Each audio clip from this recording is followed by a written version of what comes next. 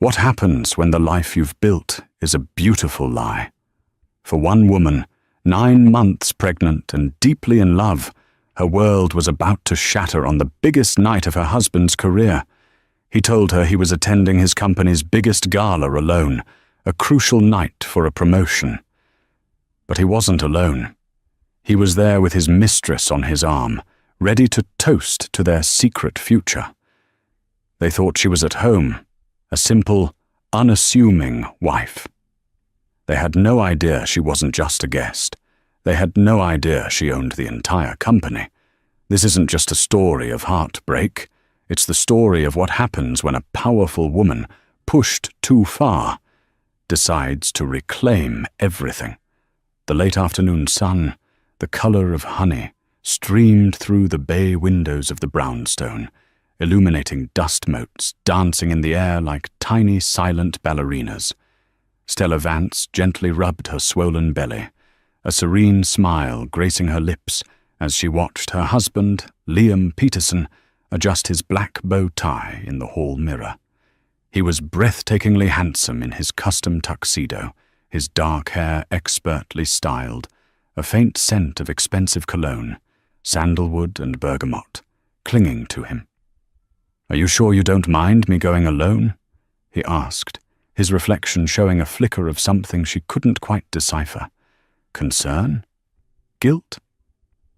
"Of course not, my love," Stella said, her voice soft and reassuring. She pushed herself up from the plush armchair, the weight of their unborn son making the simple act a gentle effort. "The Auratech Innovators Gala is the biggest night of the year. You've worked so hard for that senior director promotion. You need to be there, networking, shaking hands." Liam worked as a senior project manager at Auratech Innovations, a titan in the tech industry. To Stella, he was the ambitious, driven provider.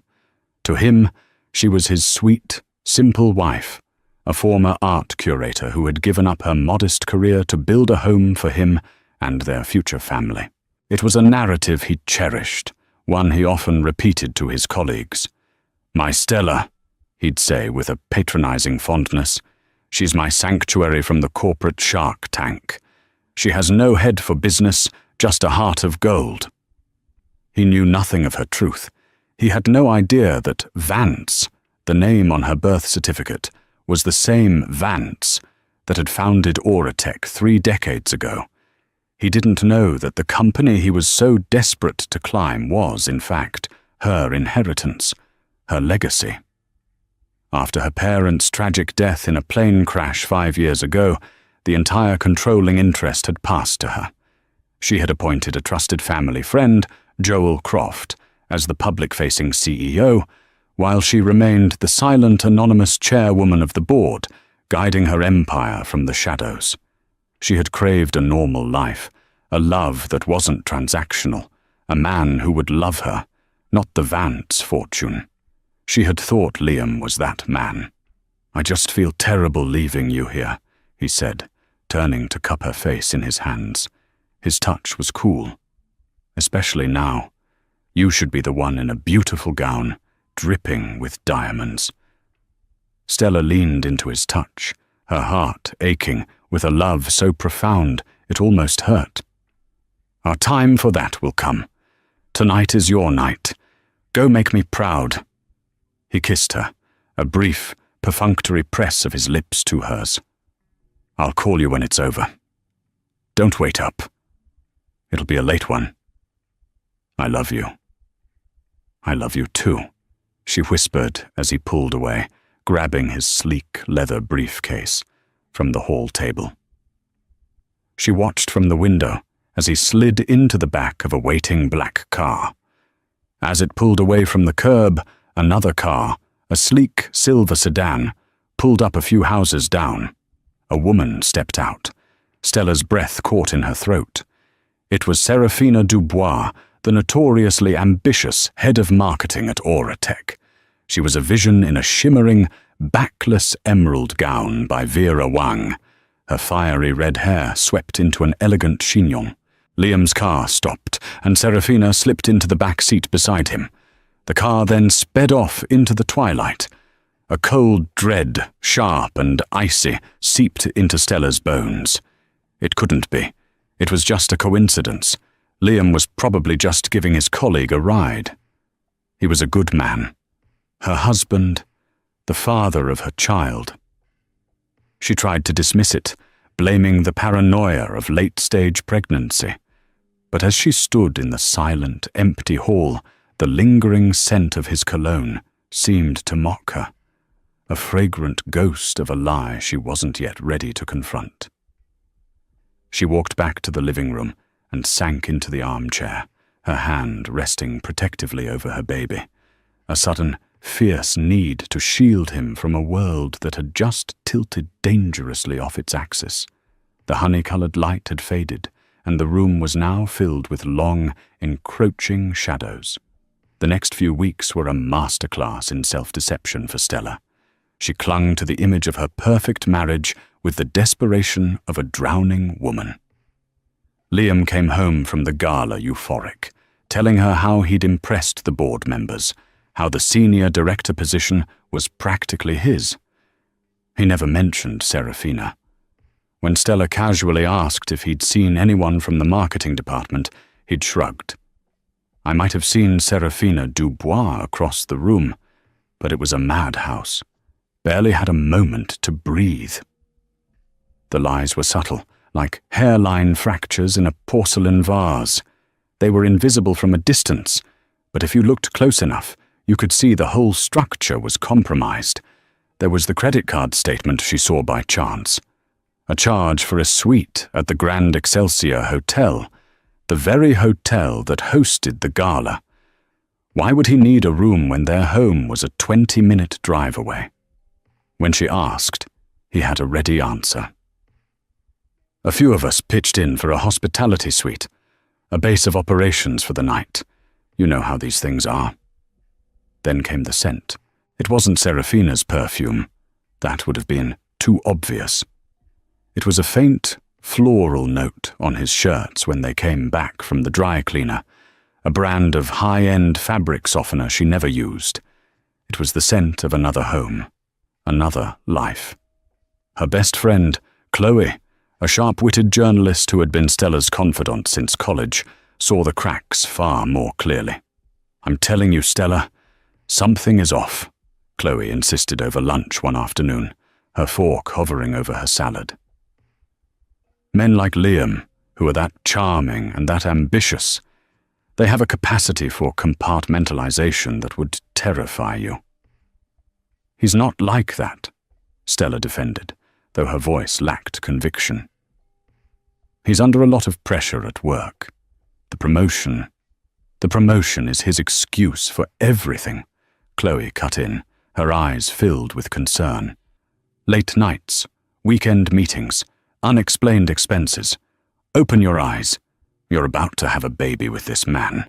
You're sitting on one of the largest private fortunes in the country, and he thinks you're just a simple little housewife. Does that not strike you as a monumentally dangerous imbalance?" Stella flinched. The secret of her identity was a heavy burden, a wall she had built around her heart to protect it. But now, she wondered if she had inadvertently built herself a prison. The confirmation she dreaded came from the one person who knew her secret. Joel Croft. Joel, the silver-haired, impeccably dressed CEO of Aura Tech, was more than an employee. He was a surrogate father.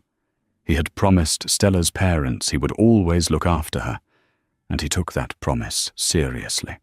He called her for their weekly clandestine business update, his voice, its usual calm, professional baritone.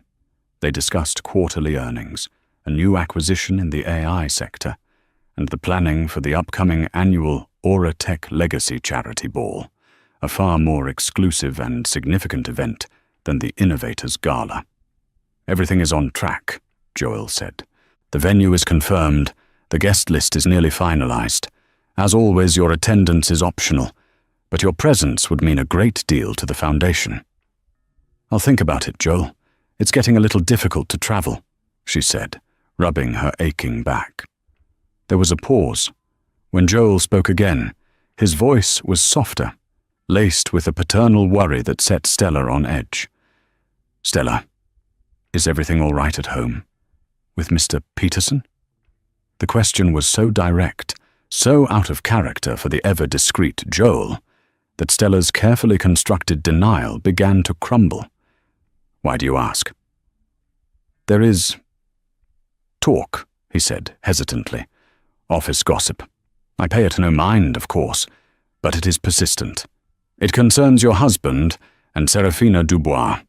There are rumors of an affair, that they are positioning themselves as the next power couple within the company. I've seen them myself, lunching together." His hand on the small of her back, a moment too long. "It could be nothing. But my duty is to you, Stella, in all things." The words hung in the air, cold and heavy. Office gossip, power couple, his hand on her back, the silver sedan, the hotel suite, the floral-scented shirts. It all coalesced into a single, ugly truth. The world tilted again, and this time Stella didn't fight it. She let it spin, let the nausea rise in her throat. The pain was sharp, a physical blow to her heart that radiated through her entire body, making her gasp. She thought of the baby, her son, nestled safely inside her, oblivious to his father's betrayal. A new feeling began to bloom in the wreckage of her heart, crowding out the pain, a cold, hard, unfamiliar fury. She had given this man everything, her love, her trust, her body, a home. She had hidden her power to make him feel like a king, and he had repaid her by making her a fool. "Joel," she said, her voice trembling but gaining strength with each word. "The Legacy Ball. When is it?"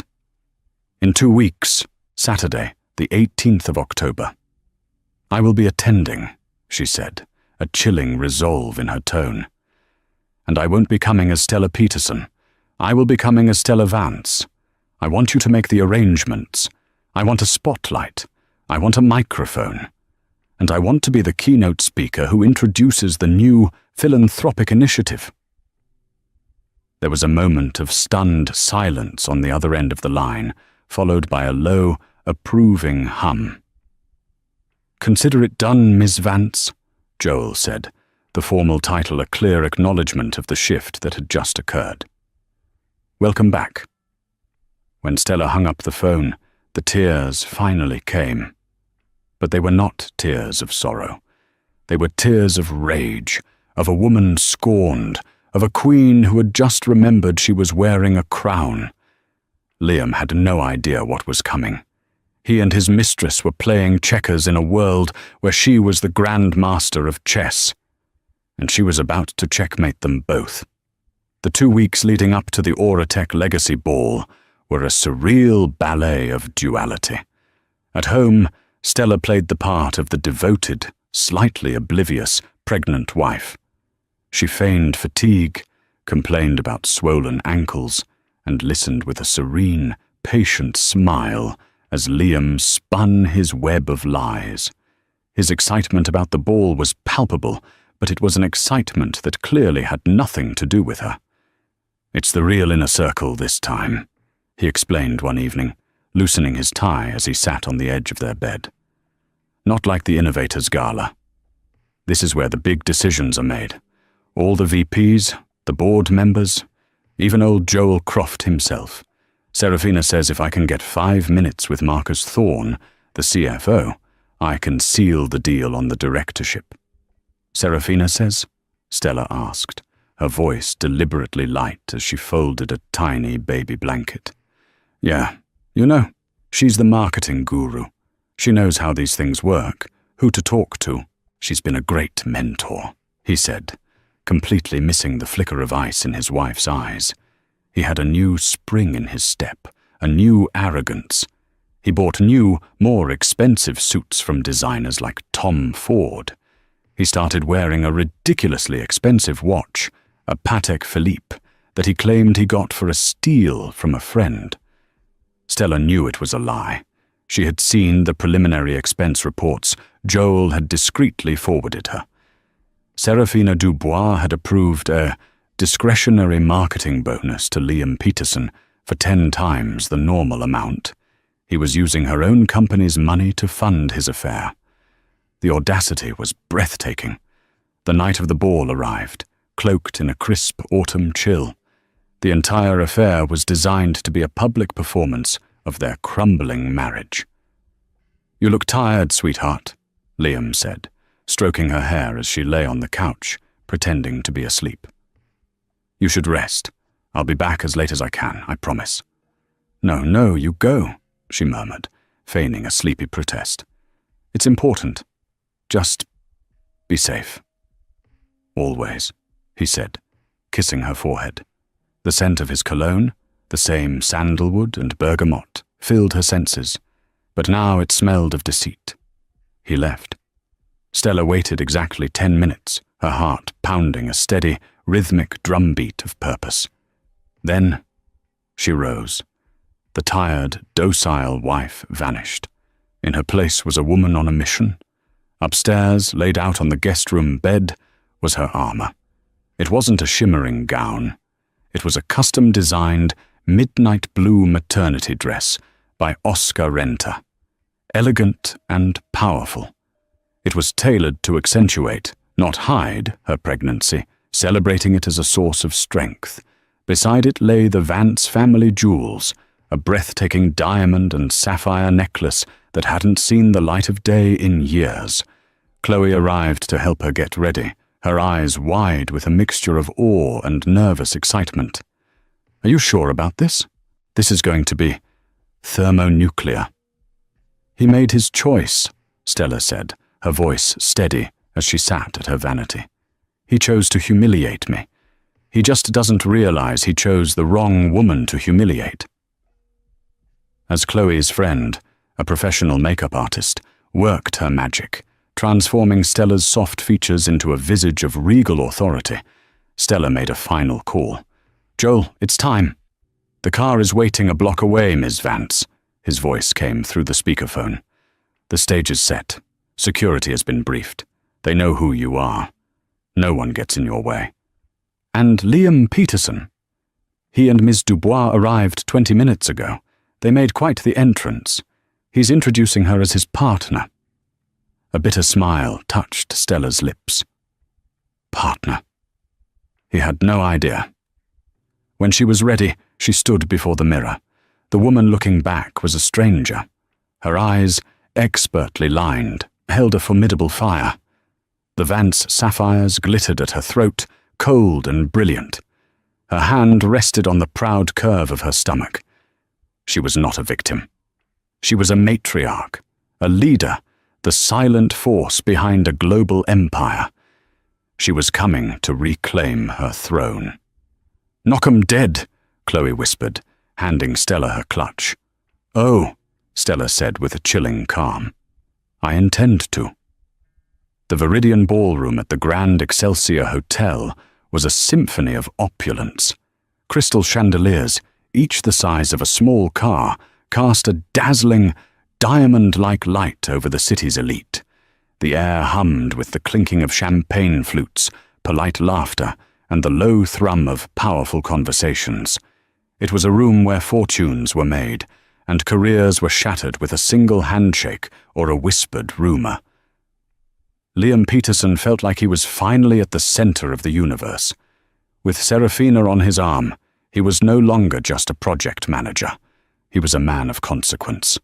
She was his golden ticket, a statuesque goddess in a liquid gold dress that clung to her every curve. She navigated the room with the predatory grace of a lioness, introducing Liam to executives he'd only ever seen in corporate newsletters. "Marcus, darling," Serafina purred, air-kissing the cheek of Marcus Thorne, the formidable CFO. "I want you to meet Liam Peterson. He's the brilliant mind behind the Phoenix Project. We're expecting big things from him." Liam shook Thorne's hand, his grip firm, his smile confident. "A pleasure, sir. I've long admired your fiscal strategies." "Peterson," Thorne grunted, his eyes giving Liam a quick, dismissive appraisal. "Good work on Phoenix. Keep it up." It was a small victory, but to Liam it felt monumental. He was in. He and Serafina were a team, a force. They found a table near the front, sharing smug smiles over their champagne. "See?" she whispered, her lips brushing his ear. "They love you. They see what I see. By the end of the night, that senior director job will be yours, and once you have it, we can finally stop hiding. You can leave that boring little wife of yours and we can be together, properly." The thought sent a thrill through him. A life with Serafina, a life of power, glamour, and public adoration was within his grasp. He felt a pang of guilt for Stella, so sweet, so fragile, waiting for him at home. But he quickly crushed it. She wouldn't understand this world. She belonged in her quiet, domestic bubble. This was his world. He deserved this. On stage, Joel Croft, looking distinguished in a classic tuxedo, tapped the microphone. The room gradually fell silent. "Good evening, everyone," Joel began, his resonant voice commanding attention. "Welcome to the Auratech Legacy Ball. Tonight, we celebrate not just our successes, but the enduring vision of our founders, Thomas and Marianne Vance." A polite round of applause rippled through the ballroom.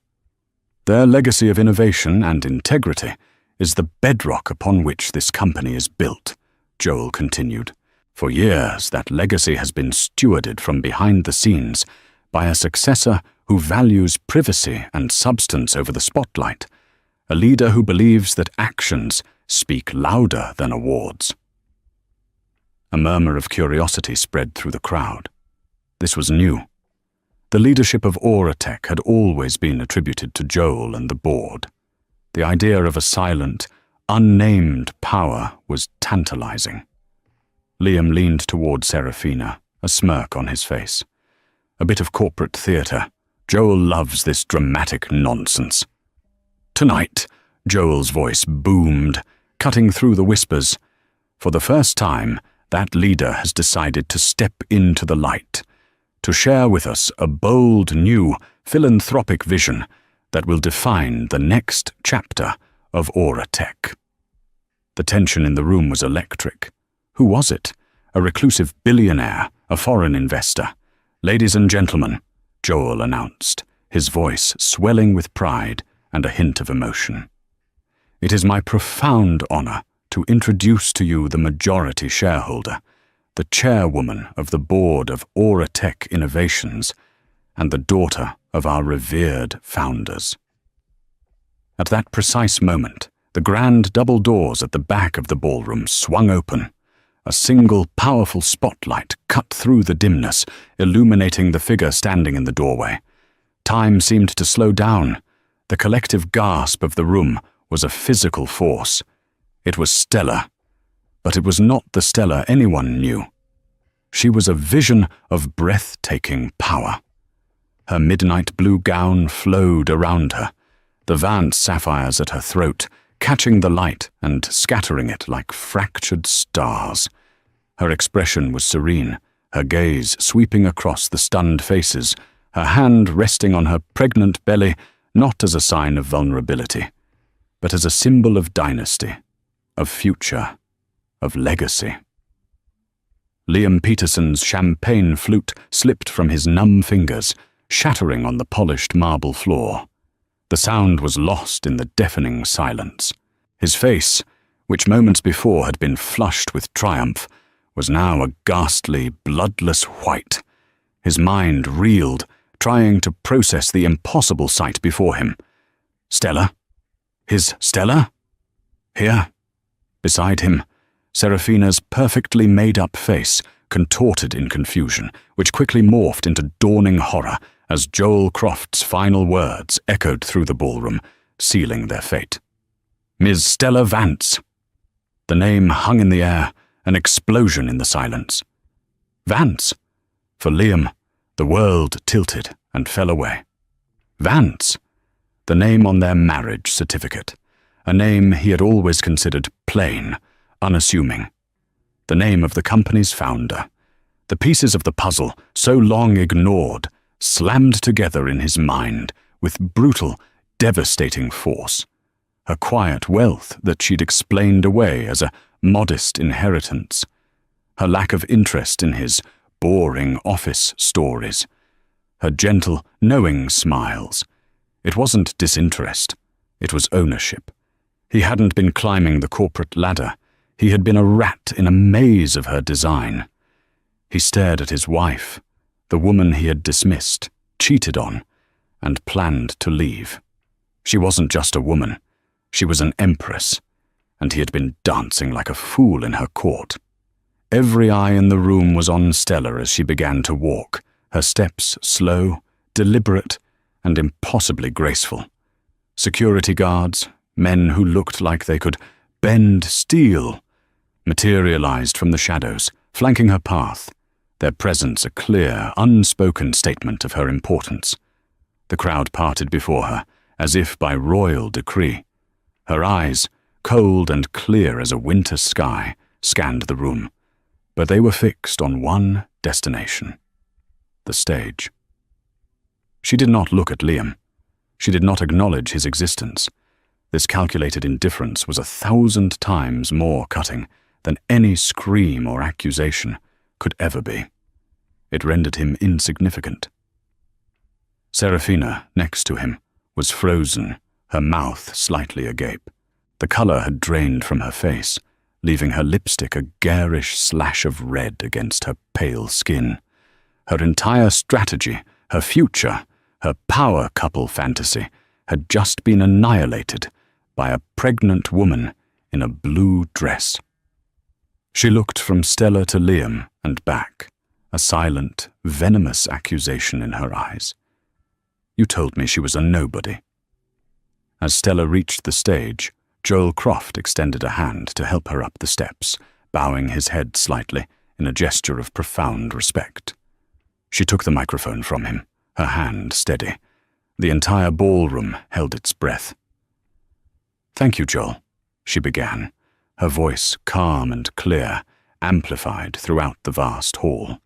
It was the same soft voice she used at home. But here, in this context, it held an astonishing weight of authority. "For those of you who do not know me, my name is Stella Vance. My parents, Thomas and Marianne Vance, founded this company on a simple principle: that innovation should serve humanity.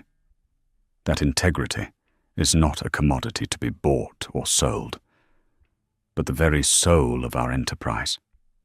She paused, letting her eyes sweep over the sea of faces, the powerful executives, the board members, her employees. She finally let her gaze drift towards the table where Liam and Serafina sat, entombed in their public humiliation. Her eyes met Liam's for a fleeting second. There was no anger in her expression, no pain. There was only a chilling finality, the look one gives to something that is already over. "Tonight," she continued, turning her attention back to the wider audience, "I am here to announce the Vance Legacy Foundation, a new philanthropic arm of Auratech, endowed with an initial $500 million. A wave of shocked murmurs and applause broke out. Stella waited for it to subside, her composure absolute. This foundation will be dedicated to funding education in underserved communities, advancing medical research, and championing ethical technological development. It will be a testament to our core values." Her hand moved to rest once more on her stomach. "It will be the legacy I build for my child, and the standard to which I will hold every single person associated with Auratech." Her gaze hardened, becoming sharp as a diamond. "Because integrity," she repeated, her voice dropping slightly, becoming more intense, "is everything. It is the trust our customers place in us. It is the trust we place in each other.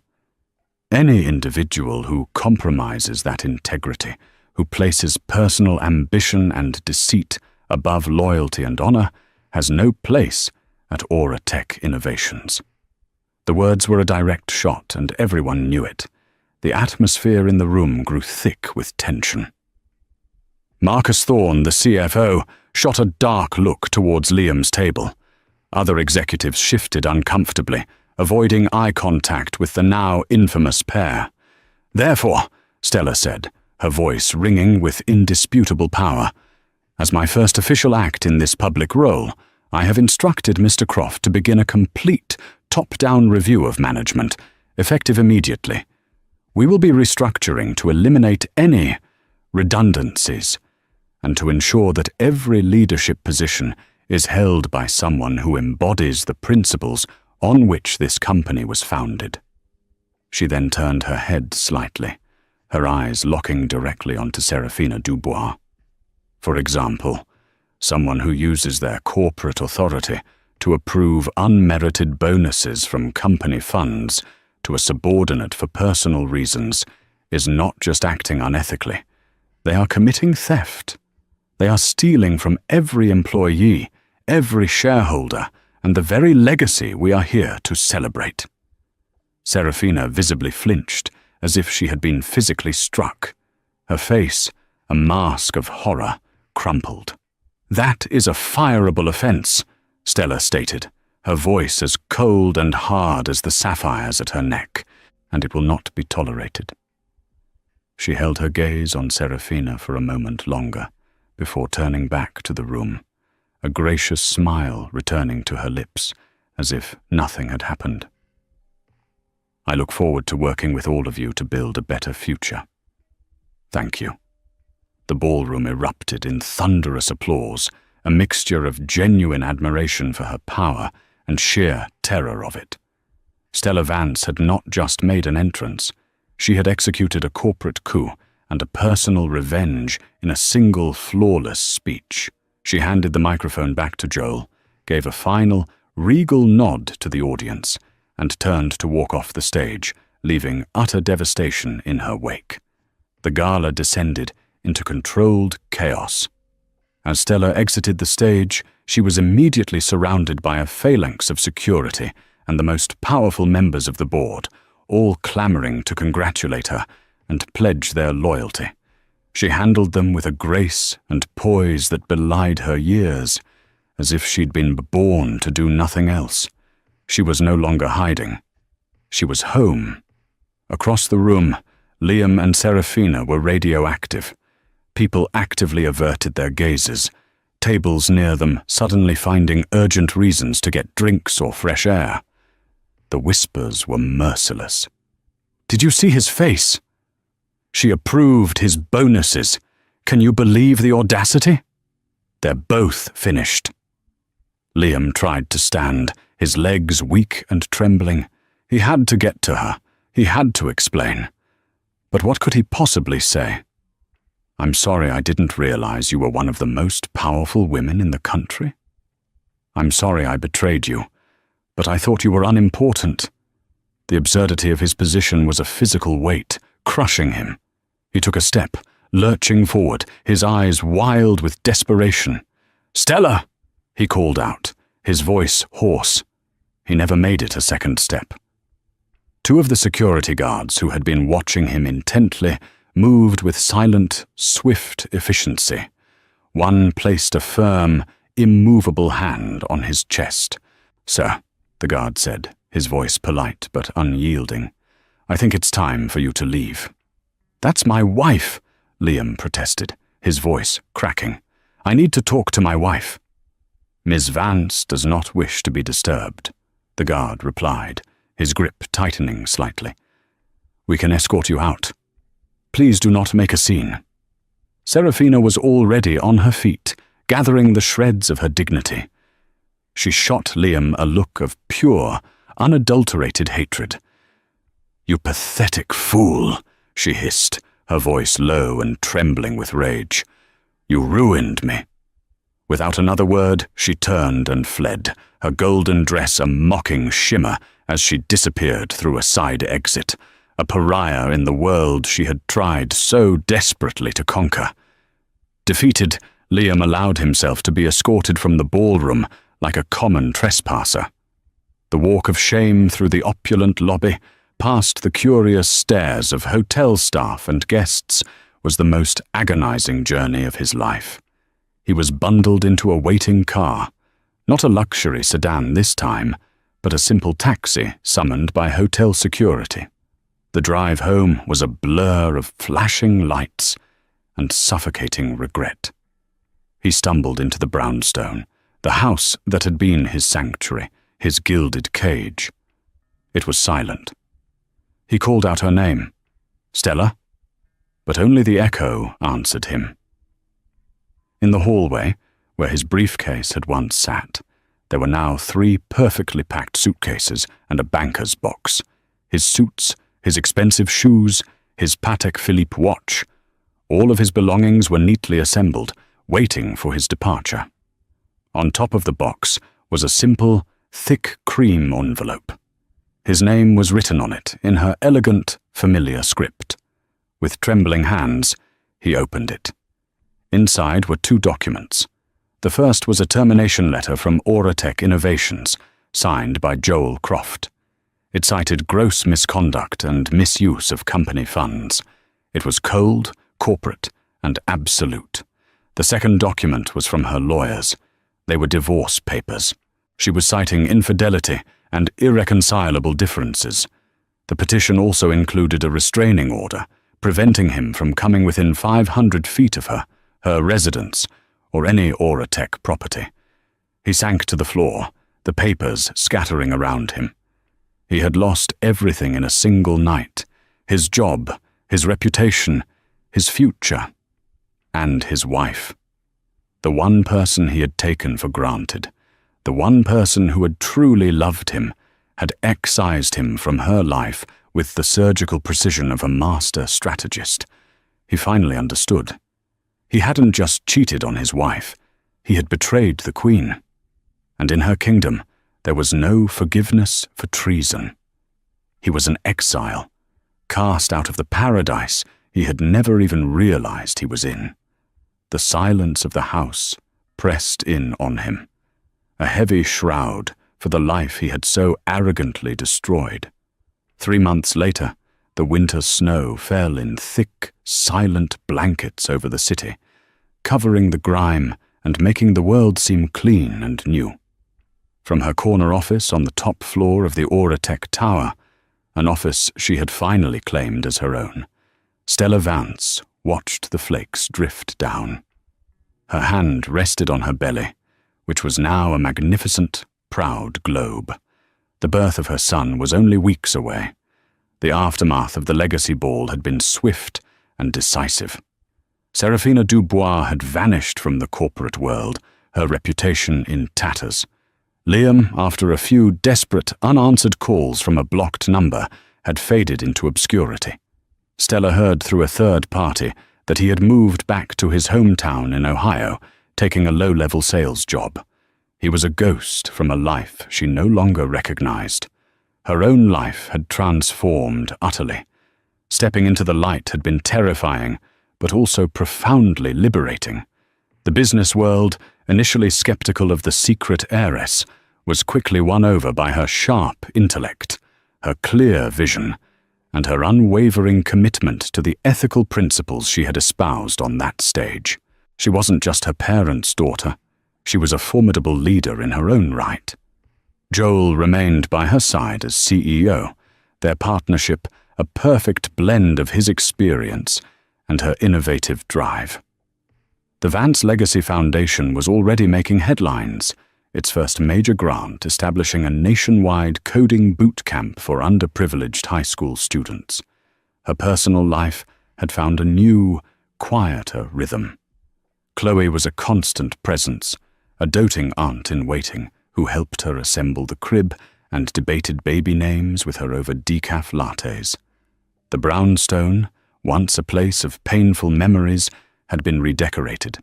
The heavy, dark furniture Liam had favored was replaced with light, airy pieces. The walls were painted in soft, warm colors.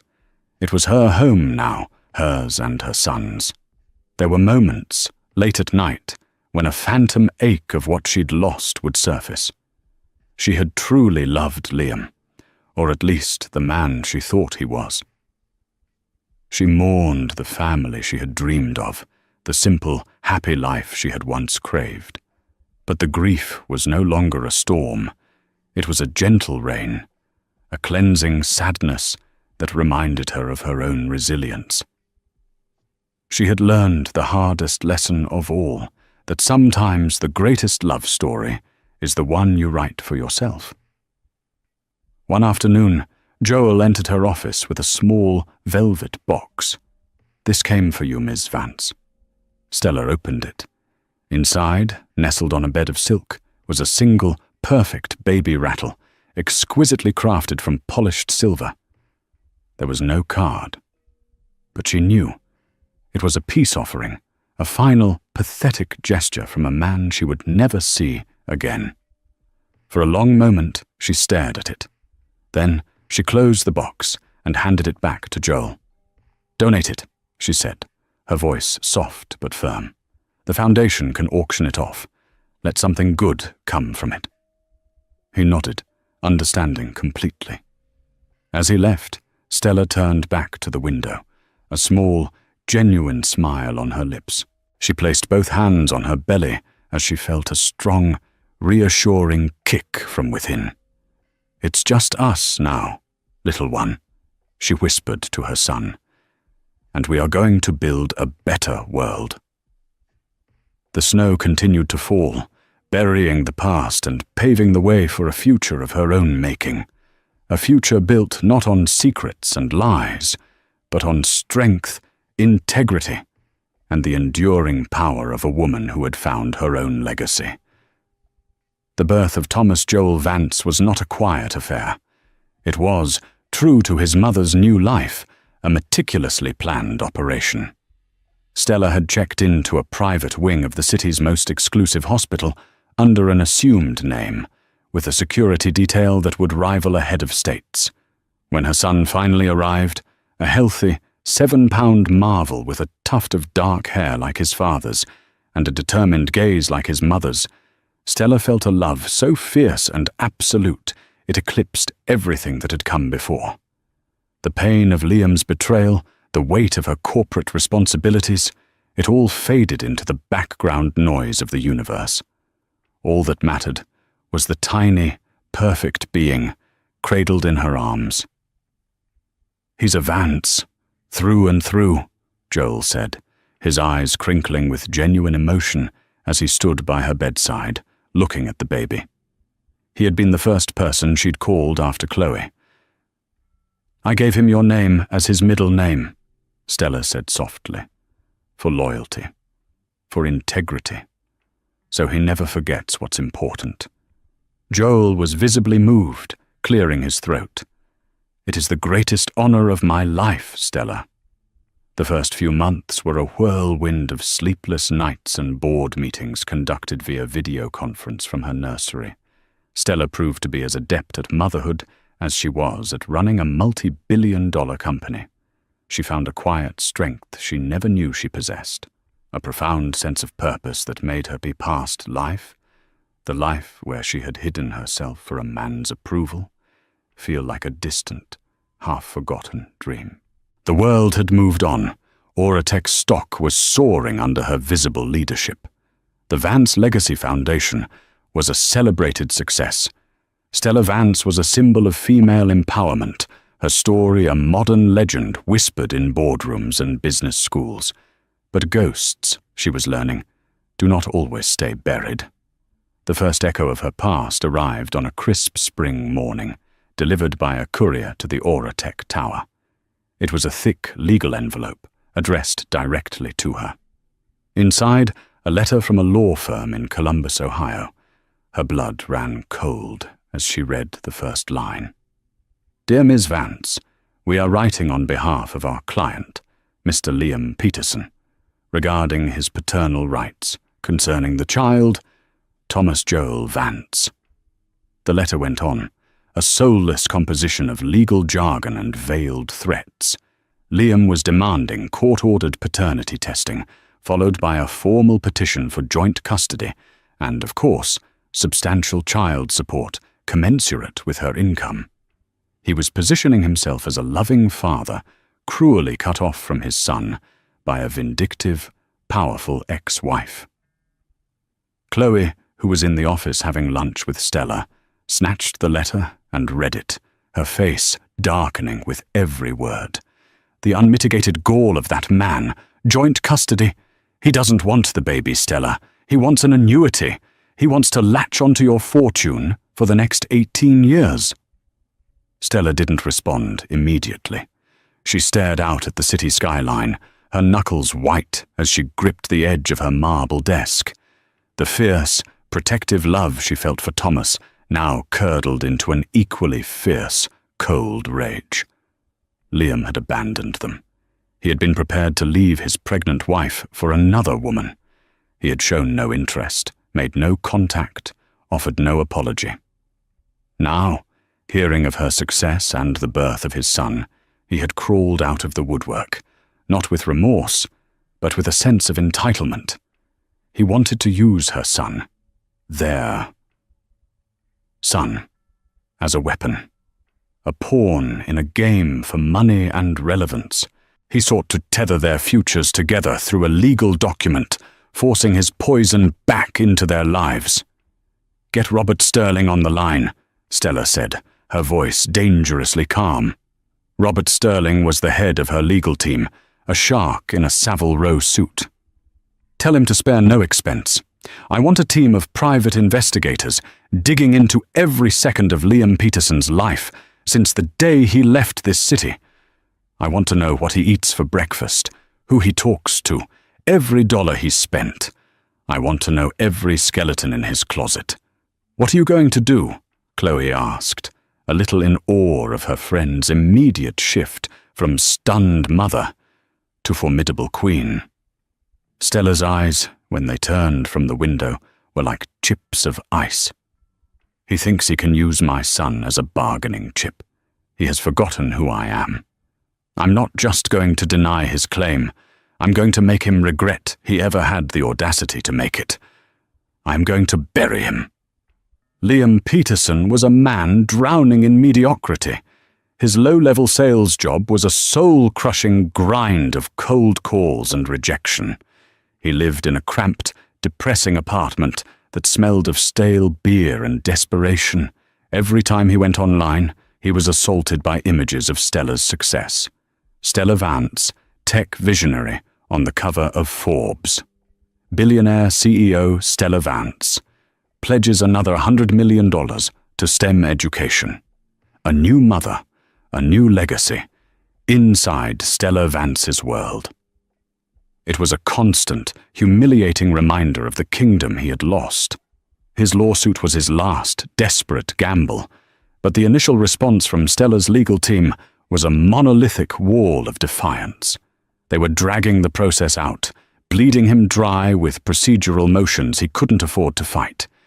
It was in a dingy Ohio bar, nursing his third whiskey, that a ghost from his own past found him. "You look like hell, Liam." He looked up. Serafina Dubois stood before him. She was thinner, harder. The Vera Wang gowns and glamorous updos were gone, replaced by jeans, a leather jacket, and an expression of bitter resentment that mirrored his own. Her corporate career was over, blacklisted by the sheer gravitational pull of Stella's influence. She was doing freelance marketing consulting for piddling local businesses. "Serafina," he slurred. "What are you doing here?" "I heard about your lawsuit," she said, sliding into the booth opposite him. "Bold move, but you're playing her game. Legal battles on her turf? She'll bankrupt you before you ever see the inside of a courtroom." She leaned forward, her eyes gleaming with a manic fire.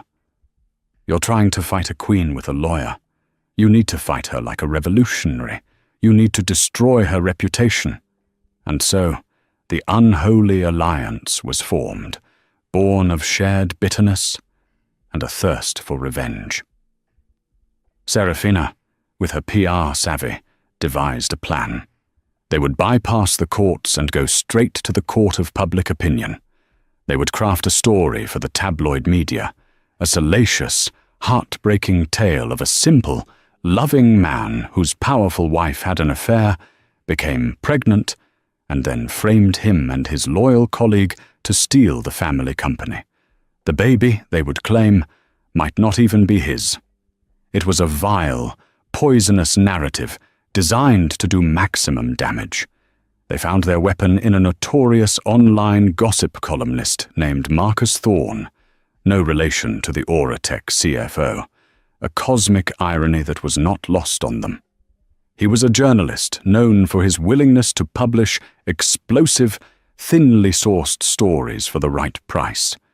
They were 2 days from sending Thorne their package of fabricated emails, staged photos, and a tearful, ghost-written interview with Liam when Stella made her move.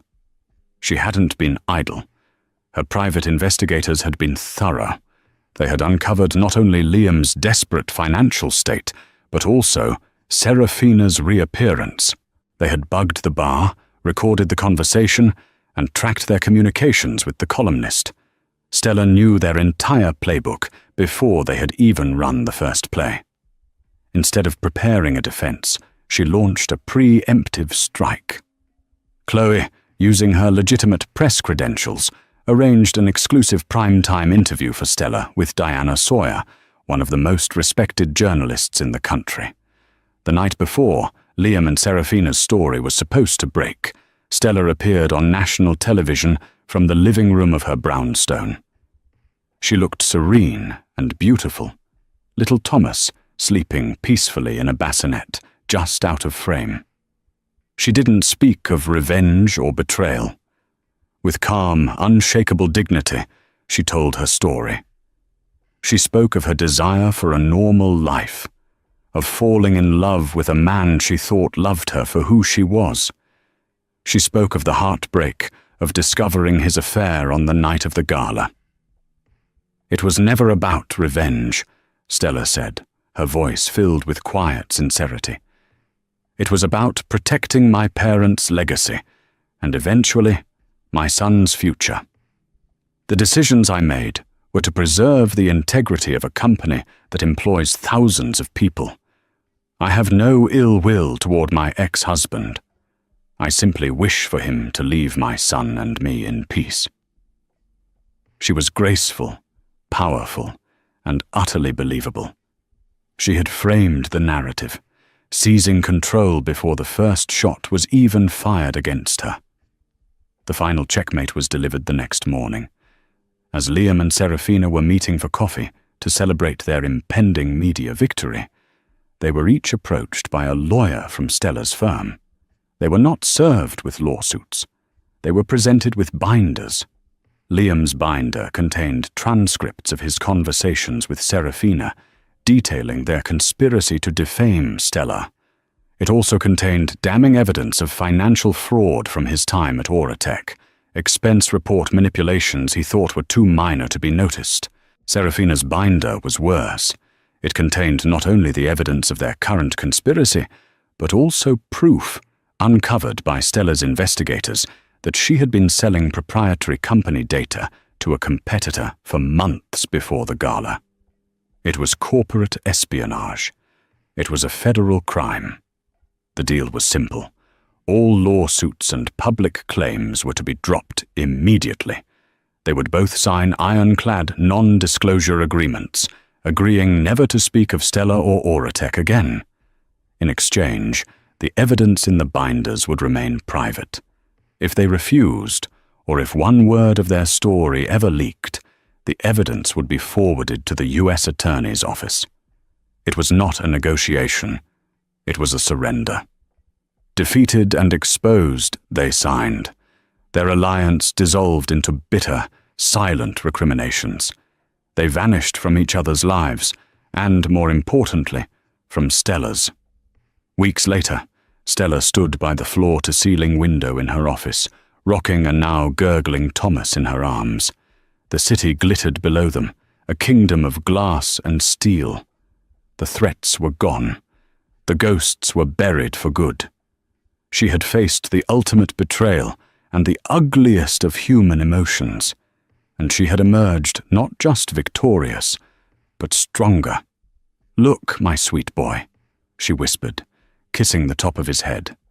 "It's all yours one day. But the most important thing I will ever give you is not in any of these buildings. It's a lesson. True power isn't about crushing your enemies. It's about having the strength to build a world where they can't touch you." The sun was setting, painting the sky in hues of orange and purple, the promise of a new day. For Stella Vance and her son, it was the dawn of a legacy, finally and truly secure. Stella's story is a powerful reminder that the quietest people often have the loudest minds and the strongest wills. It's a story about the devastating cost of betrayal, but more importantly, it's about the incredible strength it takes to rise from the ashes of heartbreak. Not as a victim, but as the architect of your own destiny. She didn't just reclaim her company. She reclaimed her power, her name, and her future for herself and her child. Her revenge wasn't just about punishing the guilty, it was about building a better legacy. Have you ever witnessed someone underestimate a person, only to be completely stunned by who they truly were? What did you think of Stella's epic reveal? Let us know your thoughts in the comments below. If you were captivated by this story of empowerment and sweet revenge, please give this video a thumbs up, share it with someone who loves a story where justice is served, and be sure to subscribe to our channel for more unforgettable tales. Don't forget to click that notification bell so you're the first to know when a new story drops. Thank you for listening.